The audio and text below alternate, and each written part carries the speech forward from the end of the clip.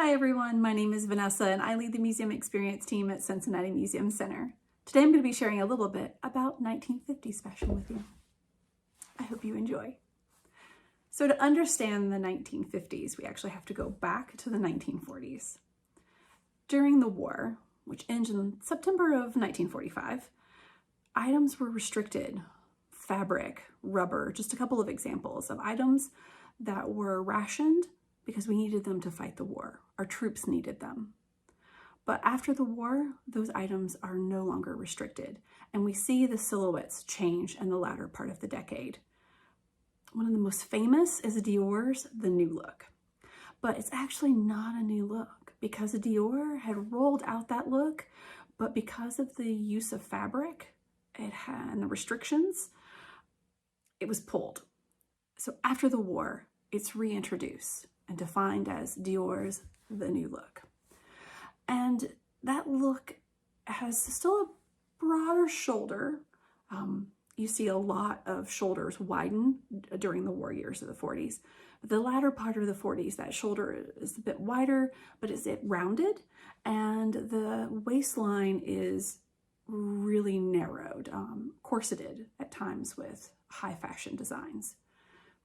And skirts or dresses, you see a really full padded skirt and the hemlines are lowered. Now, every week I have an example of one of the pieces in my own vintage clothing collection that I highlight on the wall that's from that decade. So today I've pulled a dress that I have from the 1950s. I thought this was a great one to show because you can see that it has a really nice full skirt with lots of fabric being used. So other designs that are happening in the 50s then is this new look from Dior that starts in the last part of the 40s is still seen in the early part of the 50s.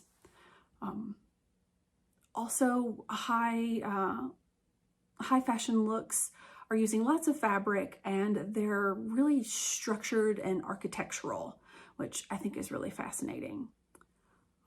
One of the other defining looks of the 50s is thanks to Chanel.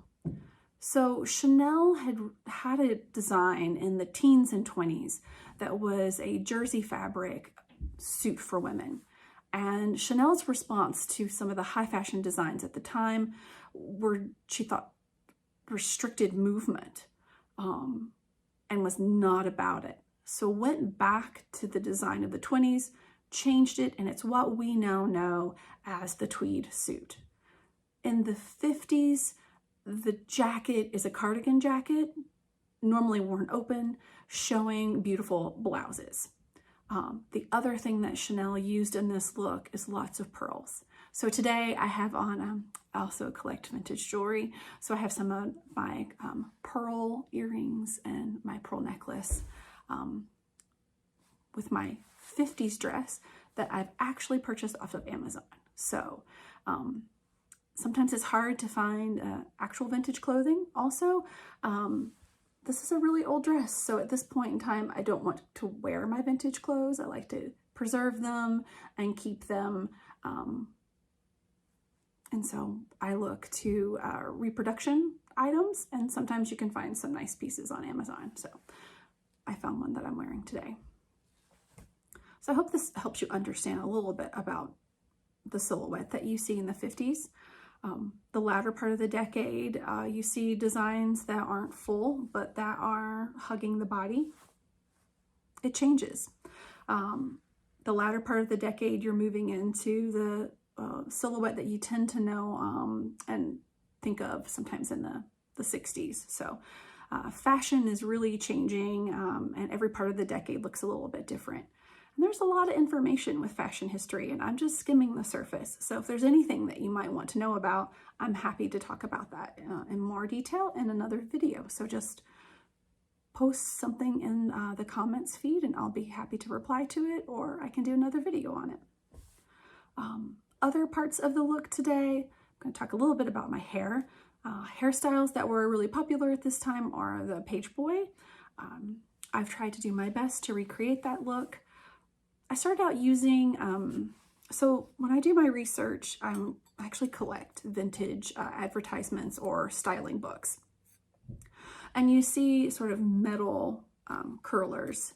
And so I thought, okay, I'm going to try to do this with a curling iron. And I just wasn't getting a tight enough curl to be able to brush out. So what I've done is last night I dampened my hair and I put in some foam rollers. So here's an example of the foam rollers that I've used.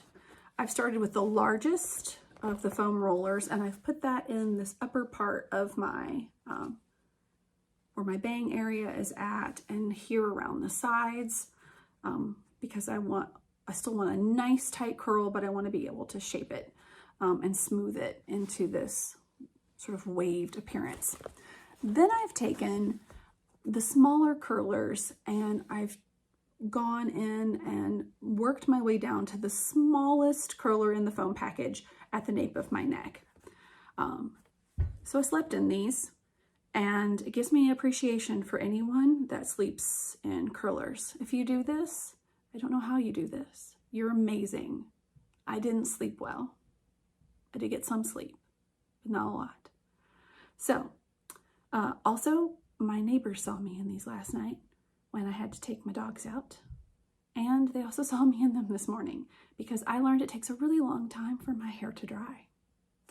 So your hair texture is going to be different. Play around with it, see what works best for you. After I took these out, I had really nice tight curls that I took my brush and I brushed out and loosened that curl. Not so much that I couldn't work with my hands to define it, but enough that they weren't tight ringlets anymore.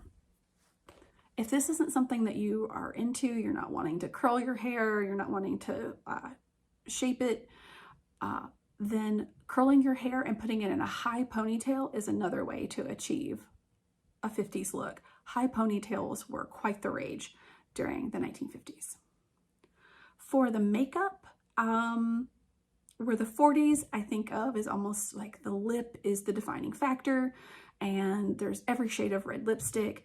The 50s, there's a couple of defining factors here.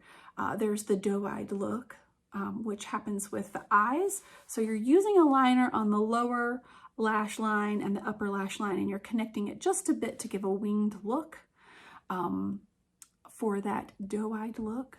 The other part of a 50s face is a really filled in, defined, arched brow. And my brows were not going to arch. So I haven't achieved that, but I have done my best to go in and fill them in. And that arch really starts in the midpoint of the brow. Mine just won't do it. So you do the best. You work with what you've got. For eyeshadows, there are really lighter shades used in the 50s. So light grays, light browns, silvers, gold tones, light blues, and I love Maybelline's The Blush Nudes. I think this palette has almost every color that I've seen when I've been researching 1950 shades. Now I'm doing my best here to match the colors to vintage advertisements for makeups, or in the research that I've done through the books that I own. And this is what I think is a pretty good match for those shades. Mascara. So mascara is used only on the upper lashes and in shades of brown and black. The lips are pink, lots of pinks. So I have used Revlon's. Love that pink because I feel like it's a pretty good match for the fuchsia that was used at the time. But you see light pinks, corals, and pinkish orange tones in lipstick at this time. And for rouge for the cheeks, you see pinks and corals. So light pinks, bright pinks. Just find shades that work best for you and your complexion and have fun with it. One of the things that I find a little bit challenging about 50s advertisements is that they're targeting women to be in the home. Some fashion historians will argue, but with what I've seen, I feel like they do target women to be in the home. and to put on that makeup for your husband, which I'm not about. So you do what makes you happy and wear what makes you happy. And if you want to try a 50s look, give some of these products a try. If you do, I'd love to see photos if you've styled your hair or you try the makeup. So please post those. I hope that you've had fun. I love sharing this information with you. If there's anything that you want to know more about, I'm happy to answer in the comments, because really, like I said, I'm just highlighting the high-level stuff here. Yeah, so I'd love to see photos if you've got a picture of you in a fantastic 50s outfit, or you've tried this makeup look. So have fun with this. And if there's anything else that you want to know, I'm happy to share. If you like this activity, please check out our website and our other social media platforms to look for more content that we're producing at this time. So unfortunately, we are closed, and we do rely on ticket sales for our revenue. So if you have the means to do so and you can donate, please consider. There's a link posted that'll be, depending on the platform, either above or below this video. We appreciate you. We can't wait until we can open and see you back at Cincinnati Museum Center. Thank you so much. Bye. For more than 160 years, Fifth Third Bank has been a champion of dreams. It's the dreams of those who work hard for a better tomorrow that drive us. As we've always done, we're here to support our customers, their families, their businesses, and our communities.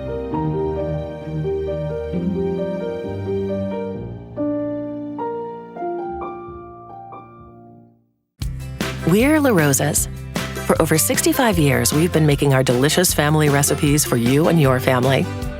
Whether you prefer the classics or lean to something new and uniquely La Rosa's.